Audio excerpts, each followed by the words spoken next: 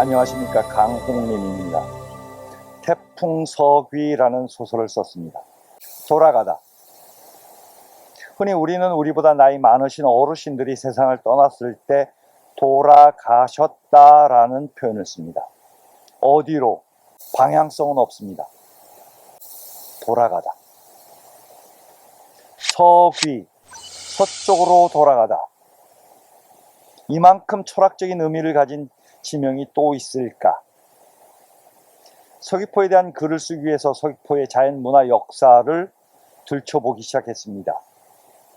서귀포의 자연문화 역사를 깊숙이 들여다보면서 서귀포에는 많은 이야기들이 담겨져 있다는 것을 알게 됐습니다.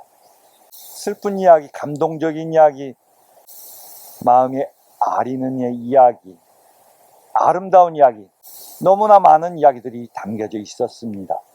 이 소설을 쓰게 된 이유이기도 합니다. 이 소설의 주제는 서쪽으로 돌아가다입니다. 내가 돌아갈 서쪽이 어디일까? 소설에 아주 은연히 제시하고 있습니다. 돌아갈 수만 있어도 참으로 다행한 일입니다. 아주 먼 옛날 제주섬은 유배섬이었습니다. 수많은 유배객들이 제주에 왔지요. 언젠가 임금님께서 불러주시겠지 북쪽만 쳐다보면서 기다리다가 영영 돌아가지 못한 유배객들이 많습니다. 그 유배객들이 손자의 손자들이 제주 사람이 되어서 지금 살고 있죠. 한국 현대 미술사의 영웅이라고 하는 대항 이중섭 선생. 그토록 간절하게 가족이 품으로 돌아가고 싶었는데 끝내 돌아가지 못하고 세상을 떠나는 운명을 맞이했지요.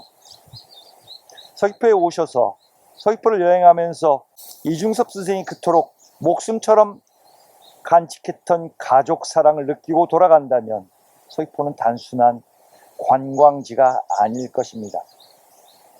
그리고 몇 년 전 우리 아이들은 제주섬에 오다가 제주섬에 발도 내딛지 못한 채로 영영 돌아가지 못했습니다. 가족이 품으로 영영 돌아가지 못하는 운명을 맞이했지요.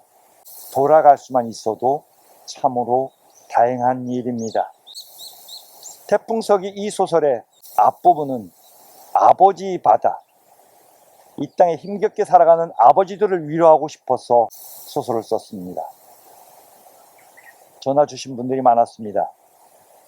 내 이야기 같다. 울컥했다.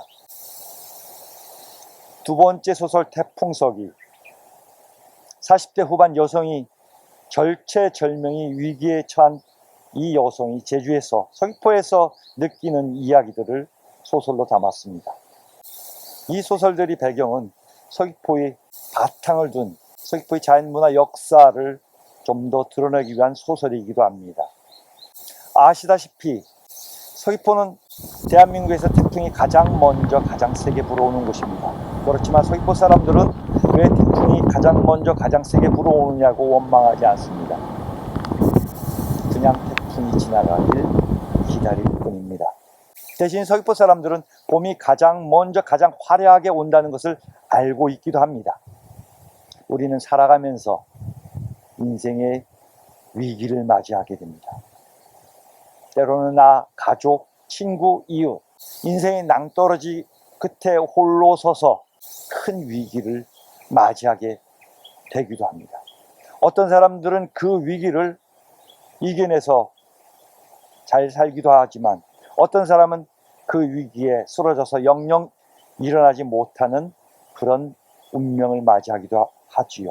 이 인생의 위기를 저는 소설에서 태풍이라고 묘사했습니다. 많은 사람들이 서귀포를 여행합니다. 서귀포를 찾아오는 관광객, 여행객들이 많은 것을 둘러보지만 어쩌면 서귀포의 껍데기만 보는 것은 아닐까, 그런 생각이 들었습니다.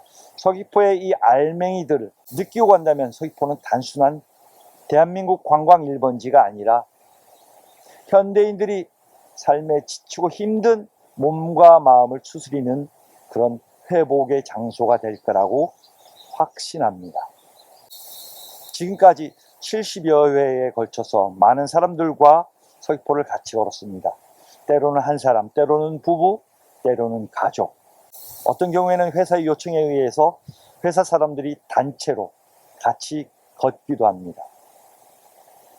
서귀포를 걸으면서 서귀포에 대한 이야기를 나누기도 합니다. 그리고 우리가 어떻게 살아가고 있는지 삶에 대한 이야기도 서로 주고받습니다.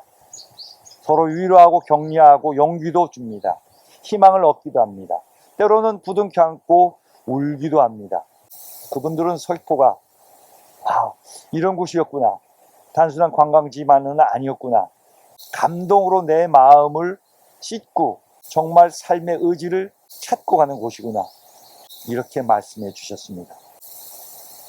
아무쪼록 태풍석이 이 소설을 한번 읽으셔서 서귀포를 여행한다면 정말 좋겠습니다.